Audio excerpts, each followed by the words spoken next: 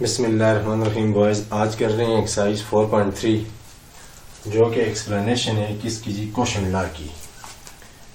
तो ये page number है आपका 51।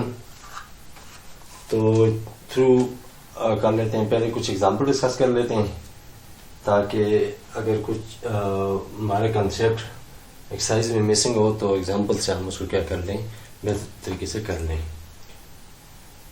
तो मैं इससे पहले क्वेश्चन लॉ को एक्सप्लेन कर देता हूँ कि क्वेश्चन लॉ मैंने आपको ये समझाया था कि अगर हमारे पास कोई नंबर है जी ए पावर एम है और दूसरा जी ए पावर एन है, ठीक है। क्वेश्चन लॉ स्टेट दिस कि अगर बेसिस एम हो और दरमियान में डिवीजन हो, ठीक है, इसको इस तरह भी लिख सकते हैं easily, a power m divided by a power m. ये दोनों सेम केस हैं, ठीक है। ये डिवाइड और ये डिवाइड, ये जो लाइन है ये डिवाइड और ये डिवाइड दोनों सेम है, तो आप इन दोनों को लिख सकते हैं। क्योंकि मरवजा या जो ज्यादा चलता है एक्सरसाइज में या आपके पास जो क्वेश्चन भी लिखाएगा तो वो इसी केस में आता है, ओवर के केस में, यानी ए पावर एम ओवर ए पावर एन, तो ज्यादा इस केस में आ रहा है। तो कोशिश करते हैं इसी केस के जरिए एक्सप्लेन किया जाए। तो अगर बेसिस के हो सेम हो और दरमियान में डिवीजन हो तो जो एक्सपेरेंट होते हैं या पार्स होती हैं वो सब्ट्रैक्ट हो जाती है, माइनस हो जाती हैं। तो ये हो जाएगा ए पावर एम, ये प्लस के ऊपर जाकर किसको हो जाएगा, माइनस का, ठीक हो गया। यहाँ पर हमने क्या पढ़ा, जहां पर पार्स क्या हो सेम हो, सॉरी जहां पर बेसिस क्या हो सेम हो, तो वहां पर जो एक्सपेरेंट होते हैं वो क्या हो जाते हैं, सब्ट्रैक्ट हो जाते हैं। तो ये आ गया ए के ले लिया, हम अमूमन नामिनेटर को ही लेते हैं, और ए में से एम में से हमने किसको सब्ट्रैक्ट कर दिया, उसकी जो नीचे जीन हमारे पास नीचे वाला एक्सपोनेंशियल नंबर था उसके एक्सपोनेंट को। तो इसको अगर डिजिट वाइज देखा जाए तो जो डिजिट वाइज ये 7 पावर एन है और डिवाइडेड बाई 7 पावर क्या है जी, 5 है। तो यहाँ देख लें बेसिस सेम है, हमारे पास दोनों बेसिस क्या है, सेम है। तो जहाँ बेसिस सेम हो दरमियान में डिवीजन हो तो जो एक्सपोनेंट होते हैं वो सब्ट्रैक्ट हो जाते हैं। तो 7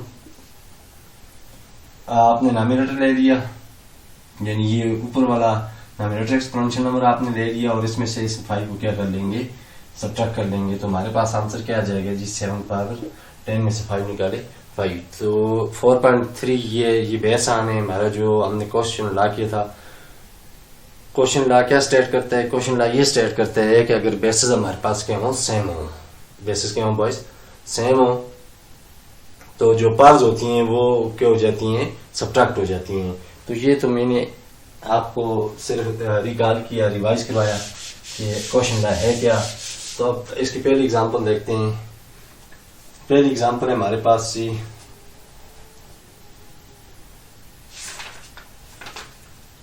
एग्जांपल है जी 9 पावर 4, पेज नंबर है 52 पे है जो हमारे पास एग्जांपल है। यहां से स्टार्ट करते हैं। पहली है जी एग्जांपल है हमारे पास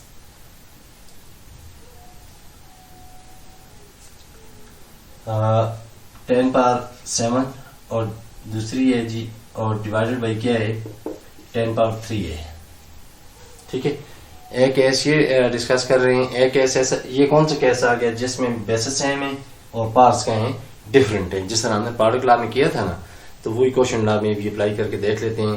पहले केस ही कर लेते हैं, when bases are same, case 1 इसको कह दें, ये केस 1 आ गया। केस 1 क्या है, यहां लिख लेते हैं when bases are same, when bases are same, फिर क्या होगा, व्हेन बेसिस आर सेम, जब बेसिस सेम हो तो फिर क्या करते हैं, जो एक्सपोनेंट है उनको सब्ट्रैक्ट कर लेते हैं, वो माइनस हो जाते हैं। तो क्या हो जाएगा, पहले इसको आप इस फॉर्म में लिखें, ये आपके लिए फिर आसान हो जाएगा, 10 पावर 7 ओवर 10 पावर 3। तो ये क्या आ गया हमारे पास, इसका आंसर क्या आ जाएगा, 10, 7 में से किसको माइनस कर लेंगे, 3 को। तो ये आ गया जी हमारे पास क्या आ गया, 10 पावर 4 आ गया, ठीक है। ऐसे एक दो एग्जांपल और देख लेते हैं। ये हमने केस 1 की पहली, केस 1 क्या, ये याद रखना है, व्हेन बेसिस आर सेम, जब हमारे पास बेसिस क्या हो, सेम हो। 8 पावर 10 है और डिवाइडेड बाई हमारे पास क्या है जी 8 पावर 6 है।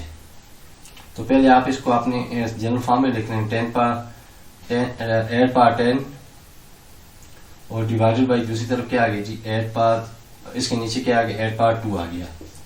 तो क्या हो जाएंगी बेसिस सेम है तो पावर एक्सपोनेंट या पावर्स क्या हो जाएंगी सब्ट्रैक्ट हो जाएंगी। 10 में से 2 निकाले तो कितने रह गया 8 रह गया। तो हमारा आंसर क्या आ गया 8 पावर 2। ठीक है 10 में से 2 निकाला तो हमारे पास 6 है, बल्कि हमारे पास एक्सपोनेंट 6 था। तो 10 में से आपने क्या निकालना है जी 6 निकालने हैं। 6 निकाला तो क्या रह गया हमारे पास 4 रह गया। ठीक हो गया। ये हमने कौन सा केस किया जिसमें बेसिस के हैं सेम है। दो किस्म के केस हम यहाँ डिस्कस करेंगे, एक जिसमें बेस सेम हो और पावर मुख्तलिफ हो, और दूसरा केस कौन सा आ गया जिसमें क्या हो बेसिस मुख्तलिफ हो और पावर सेम हो। तो दोनों देख लेते हैं। पहले कुछ एक दो एग्जाम्पल और कर लेते हैं। एक्स पावर 9 और डिवाइडेड बाई क्या है जी x power 3।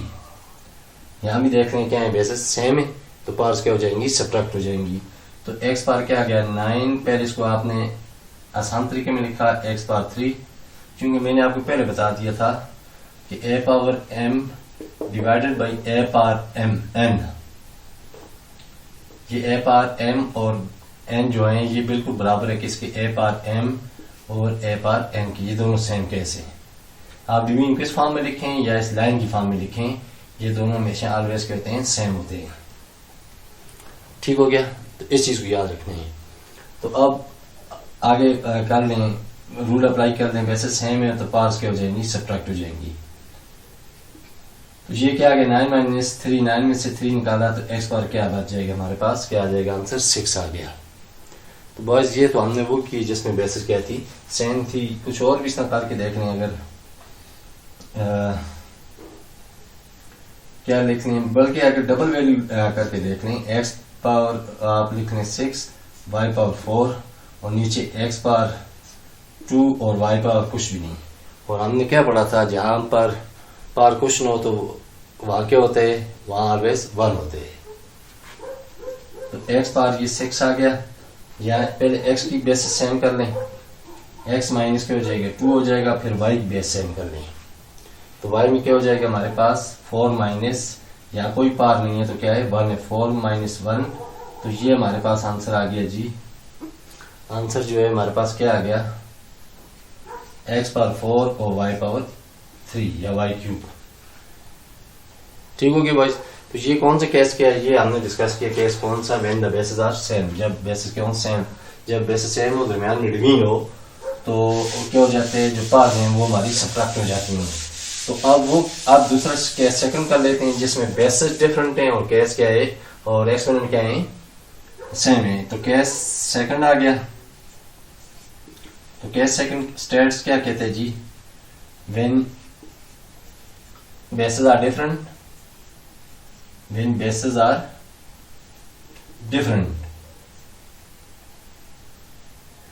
When bases are different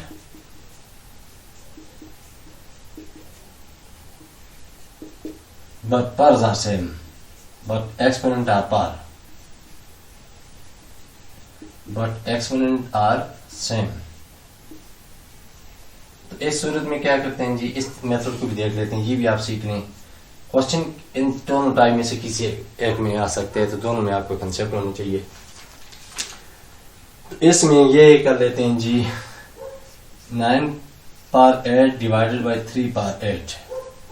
but did you conclude from here, आपने यहां से क्या नतीजा अखज किया, क्या नतीजा निकाला।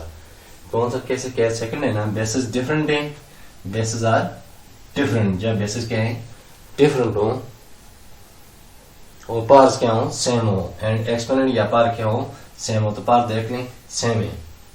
तो सबसे पहले आप इसको अपनी फॉर्म में लिखें 9 पावर 8 और 3 पावर 8। तो इस सूरत में क्या करते होते हैं, जिस तरह मल्टीप्लाई में हमने अगर इसको रिकॉल करें प्रोडक्ट लॉ को, उसमें मैंने आपको ये बताया था कि अगर ये इस तरह हो यानी बेसिस डिफरेंट हो पार सेम हो, तो उसमें हम क्या कर लेते थे बेसिस को इसी तरह मल्टीप्लाई में ले आते थे। ठीक है, पार चूंकि सेम है तो क्या कर लेते थे एक बार ले लेते थे। 9 3 जा 27 और फिर क्या आ गया पार 8 आ गया। तो वो वही कैसे तरीके, सिर्फ उसमें प्रोडक्ट लॉ में मल्टीप्लिकेशन है और इसमें जी जो क्वेश्चन ला इसमें डिवीजन है। तो यहाँ भी यही करें, 9 और 3 को एक जगह ले लें, ठीक बॉयज, विदाउट पार विदाउट एक्सपोनेंट। तो एक्सपोनेंट ए क्यू को ले लें, तो कैंसिल आप करने की कोशिश करें, 3 3 जा 9 तो बच गया 3 3 पार के आ गया 8, 3 पार के आ गया जी 8।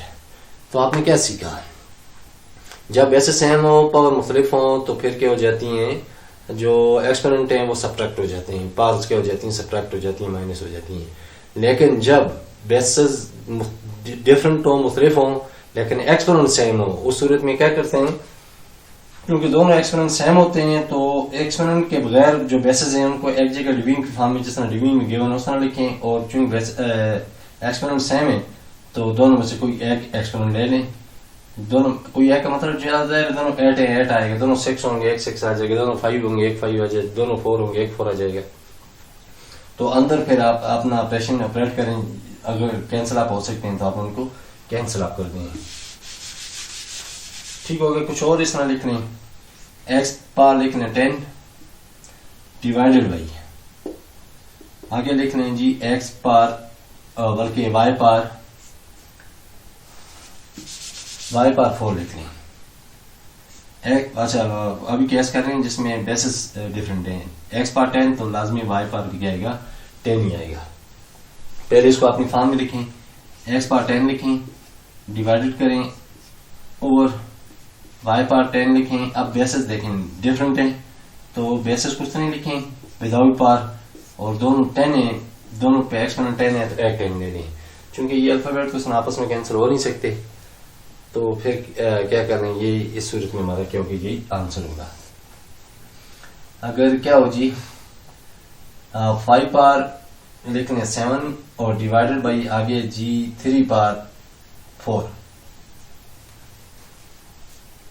नाउ व्हाट शेल बेसिस क्या है, यहाँ डिफरेंट है, पहले लिखें अपने फॉर्म में लिखें 5 पावर 7 और 3 पावर 4, ठीक हो गया बॉयज। तो अब क्या आएगा, बेसिस चूंकि डिफरेंट है, एक्सपोनेंट सेम है, एक पर 7 है सॉरी और दूसरी पर भी 7, चूंकि ये कैसे जिसमें बेसिस क्या है डिफरेंट है और एक्सपोनेंट सेम है, दोनों पर 7 7 है, तो आप बेसिस को ले रहे हैं उसी फॉर्म में, डिवीजन की फॉर्म में, तो दोनों एक्सपोनेंट सेम है, 7 ले लिया एक, तो अब क्या आ जाएगा, ये दोनों तो आपस में कैंसिल हो नहीं सकते, तो 5 और 7 ये हमारा क्या होगा, आंसर होगा। तो ये दो केस आपने याद रखने हैं कि दो केस हमारे पास कौन से हैं। पहला वो है केस जिसमें एक्सपोनेंट क्या है, सेम है, पहला केस कौन से जिसमें बेसिस सेम है और एक्सपोनेंट डिफरेंट है, जबकि सेकंड केस कौन सा है जिसमें एक्सपोनेंट क्या है, सेम है और बेसिस क्या है, डिफरेंट है। चलो लेट ट्राई। अब दोनों की मैंने आपको रिवाइज करवा दिया, अब आप डायरेक्ट किस पे चलते हैं जी, एक्सरसाइज पे चलते हैं। एक्सरसाइज क्या कीजिए,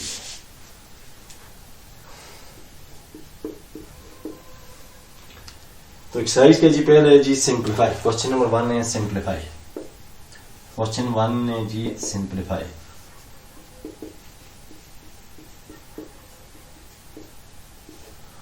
तो सिंप्लीफिकेशन में क्या करेंगे जी, 2 पावर 7 डिवाइडेड बाई 2 पावर 3। अब ये कौन सा केस है जहां bases same powers different, first case आ गया। तो जहां बेसिस सेम हो और एक्सपोनेंट डिफरेंट हो या पावर्स डिफरेंट हो तो क्या करते हैं, हमेशा एक्सपोनेंट या पावर्स सब्ट्रैक्ट हो जाती हैं। तो पहले इसको आप ही इस फॉर्म में लिख लें, 2 पावर क्या आ जाएगा 7 डिवाइडेड बाई 2 पावर क्या आ जाएगा 3। ये इजी रहता है इस तरह सब्ट्रैक्ट करना। तो बेसिस 2 ले लिया तो 7 माइनस क्या हो जाएगा 3, तो ये आ गया हमारे पास क्या जी 2 पावर 4, 2 पावर क्या आ गया 4। इसी की तरह इसका सेकंड है पार्ट, -9 पावर क्या आ गया जी 11 और डिवाइडेड बाई -9 पावर क्या आ गया जी 8। तो what shall we do boys, पहले हमने इसको इस फॉर्म में लिखना है, -9 पावर 11 डिवाइडेड बाई -9 पावर क्या आ गया 8। तो क्या होगा आगे, अब बेसिस सेम है और क्या है, पार मुख्तलिफ हैं, तो फिर क्या करेंगे, जो एक्सपेरेंट है वो क्या हो जाएंगे, सब्ट्रैक्ट हो जाएंगे। -9 तो 11 माइनस क्या हो जाएगा 8, तो दिस टाइम फॉर -9 पर क्या आ गया जी 8, 11 में से 8 निकाले तो 3 बच गया, ये आ गया। केस थर्ड की देख लेते हैं, 4 देख लेते हैं, थर्ड की बल्कि थर्ड ही कर लेते हैं। थर्ड में है जी 3 पार क्या है जी 4, 3 पार 4 डिवाइडेड बाई 5 पार 4। सिर्फ आपने केस को अभी जांचना है, you have to make sure के which one case we are going to discuss, we are going to solve. कौन सा केस है, ये केस सेकंड आ गया, when bases are different but exponents are same. तो सबसे पहले आप इसको लिखिए अपनी आसानी के लिए 3 पार 4 और 5 पार 4 इस फॉर्म में लिखें। आप बेसिस देख लें, बेसिस क्या है डिफरेंट है और पार सेम है, तो एक पार बेसिस उसी तरह ले लें 3/5 डिवाइडेड की फॉर्म में डिवीजन की, और एक 4 ले लें। क्योंकि ये अब आगे मजीद कैंसिल आप नहीं हो सकते, तो ये आपका क्या होगा, इस तरीके में ये आपका कैंसिल आंसर होगा। सिर्फ आपने ये याद रखना है कि ये कौन सा केस है जो हम यहाँ डिस्कस कर रहे हैं, केस 1 है या केस क्या है सेकंड है। दोनों में से आपने किसी से ख्याल रखना है कि हमारे पास केस कौन सा है। अगर बेसिस सेम है और पार्स मुख्तलिफ हैं तो फिर क्या करेंगे, अगर बेसिस सेम है और पार्स मुख्तलिफ हैं तो फिर क्या होगा, अगर बेसिस सेम और पार्स मुख्तलिफ हो तो उस सूरत में क्या होगा, जो एक्सपोनेंट है वो सब्ट्रैक्ट हो जाएंगे, ठीक है, लाइक दिस। लेकिन अगर बेसिस डिफरेंट हो और पार्स सेम हो तो उस फॉर्म में क्या है, जिस तरह जो गिवन है हमारे पास बेसिस होती हैं उनको ऐसा उसी तरह लिखा, ठीक है। दोनों पर चूंकि पार सेम होगी तो एक बार फिर आप क्या कर लेंगे उसमें ले लेंगे।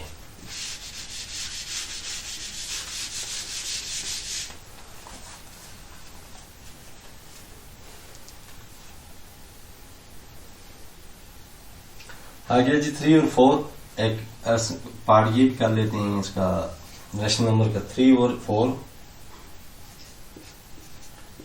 होल पावर 7 डिवाइडेड बाई 3 और 4 होल पावर 4 2। तो यहां पर क्या आ गया, बेसिस सेम आ गई है हमारी ना। जब बेसिस सेम आ गई तो फिर क्या करेंगे, और एक्सपेरेंट डिफरेंट होंगे तो फिर जो एक्सपेरेंट है वो सब्ट्रैक्ट हो जाएंगे। 3 और 4 ले लिया, ठीक, और 7 में से माइनस कर दिया किसको 2 को। दोनों एक्सपेरेंट थे, 7 एक्सपेरेंट में से हमने 2 एक्सपेरेंट को क्या कर दिया, सब्ट्रैक्ट कर दिया। तो 3 और 4 ऑल पावर क्या आ जाएगी 5।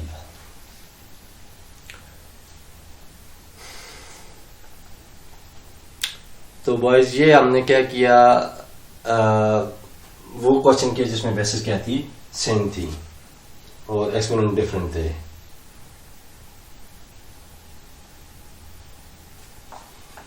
इसी का पार्ट है जी हमारे पास 9 2 पावर 3 2 पावर 3 और डिवाइडेड बाई आगे जी 3 पावर 2 पावर 5 और आगे 3 पावर 5 2 पावर 5 और 3 पावर क्या है जी 5 है। इस केस में क्या हो गया जी, बेसिस क्या है डिफरेंट हैं और एक्सपोनेंट क्या है सेम है। तो आप पहले तो इसको इस फॉर्म में लिखें 2/3, ठीक है। ये लाजमी लिखना नहीं है, जरूरी नहीं है कि लिखें, लेकिन चूंकि इस केस में जब लिखेंगे तो फिर आपके पास आपके पास जो क्वेश्चन होगा उसको करना आपके लिए क्या होगा, आसान होगा। 2 पावर 5 है और नीचे 3 पावर भी क्या है 5 है। 2 पावर भी 5 है और 3 पावर भी क्या है 5 है।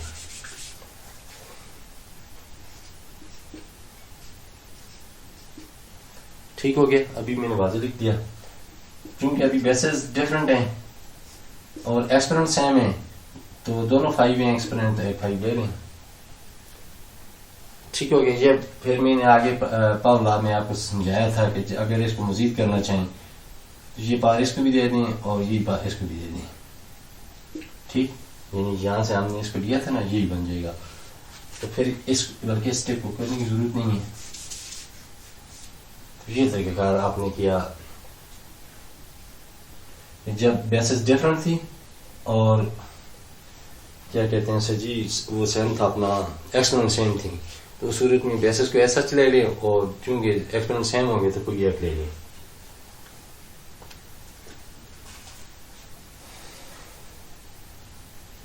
पार्ट 11 है इसका, x power 10 divided by y power 10। कौन सा कैसा आ गया? जब बेसिस क्या है, डिफरेंट है और एक्सपोनेंट सेम है, तो क्या कर दिया, x power 10 divided by y power क्या लिख दिया, 10। अब क्या कर लेंगे, एक ही ले लें, बेसिस को उसी तरह ऐसा ले लें, तो पावर चूंकि दोनों पर सेम है तो एक ही पावर लेंगे, x और y पावर क्या लेगी, 10 आ जाएगी। तो ये था बॉयज हमारे पास क्या, कौन सा जी, क्वेश्चन नंबर 1 किया हमने। अब प्रोसीड करते हैं क्वेश्चन नंबर 2 पे।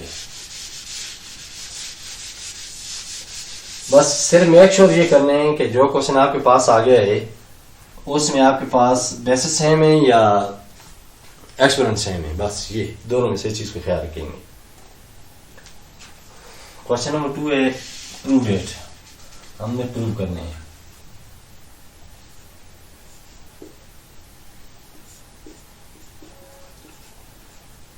क्वेश्चन नंबर 2 में जी प्रूव डेट, क्या प्रूव करने हैं, चले लेट हैव अ ग्लांस।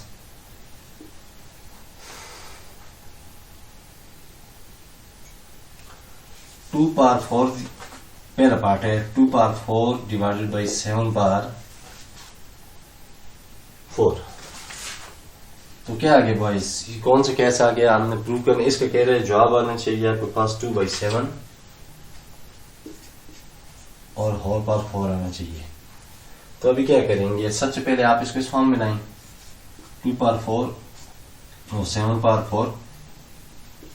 जब बेसिस डिफरेंट हो और एक्सपोनेंट सेम हो, चूंकि यहाँ सेम आ गए तो एक को ही है एक्सपोनेंट ले लेते हैं, तो ये बराबर किसके आ गया, 2/7। तो हमने यहाँ क्या लिख दिया, आपने प्रूफ।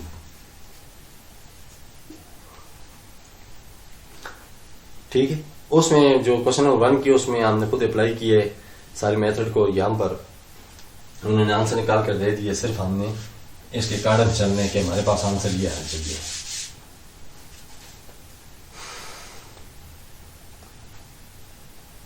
आगे इसी के पार्ट सेकंड है, -4 पर 3 डिवाइडेड बाई 5 पर 3।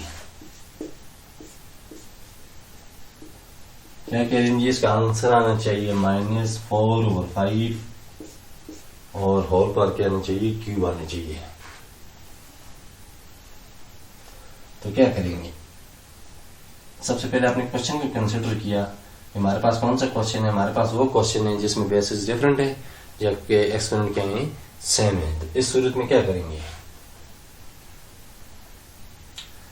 सबसे पहले इसको इस फॉर्म में लिखें, यानी आपने जो आपने इजी बनाते होते हैं उस फॉर्म में लिखें पहले।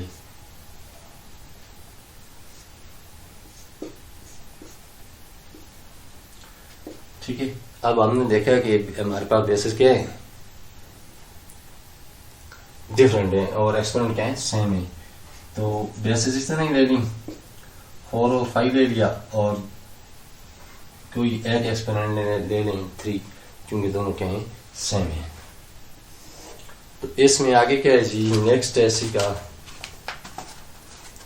जी, a power 6 b power 6 part है 4, a power 6 divided by b power 6, और ये आना चाहिए a और b और पावर क्या आना चाहिए, 6।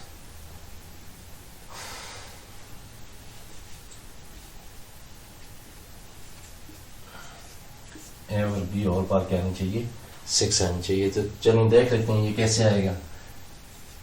ठीक है, तो सबसे पहले आप इसको लिखें, और फॉर्म में लिखें, ए और 6 बी और 6। जब बेसिस डिफरेंट हो और एक्सपोनेंट सेम हो तो फिर बेसिस को ऐसा उसी तरह ले लिया, क्योंकि पार्स या एक्सपोनेंट सेम थे तो आपने क्या कर लिया, एक ले लिया।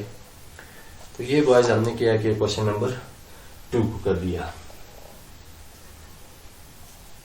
तो बस ये इस तरह आपने, बल्कि इसका एक पार्ट 6 भी देख लें। पार्ट 6 है हमारे पास ही -9 और 13 पावर होल पावर के जी 5 डिवाइडेड बाई -9 और 13 होल पावर के जी 4। अब ये कौन सा केस आ गया हमारे पास? यहाँ पर बेसिस सेम है और पावर्स क्या हैं? डिफरेंट हैं। यहाँ पर हमारे पास बेसिस क्या है? सेम है और पावर्स क्या डिफरेंट हैं। तो जब बेसिस सेम और पावर्स डिफरेंट हो, यानी एक्सपोनेंट डिफरेंट हो, तो एक्सपोनेंट क्या हो जाते हैं? सब्ट्रैक्ट हो जाते हैं। तो ये -9 और क्या आ जाएगा? 13। तो 5 में से किसको निकाल लेंगे? 4 को। तो -9 और 13 और पावर आगे 1, तो 1 को लिखते नहीं है। यानी 5 में से 4 निकाला तो क्या रहेगा? 1 को लिखते नहीं है। तो ये थी बॉयज हमारी मुख्तसर सी एक्सरसाइज थी 4.3 हमने कर ली। लेकिन याद रखने कि इसमें हमने किस को एक्सप्लेन किया? क्वेश्चन लॉ को एक्सप्लेन किया है। क्वेश्चन लॉ में हमने कौन से किए हैं? क्वेश्चन लॉ में हमने 2 केस किए हैं। केस 1 कौन सा था? केस 1 था जब बेसिस सेम थी और पावर्स डिफरेंट थी। ठीक, केस 1 क्या है? जब बेसिस सेम है और पावर्स क्या है? डिफरेंट है। या मसलन इसको ये भी लिखते हैं 7 पावर 5 डिवाइडेड बाई 7 पावर 2। ठीक, और केस सेकंड कौन सा था?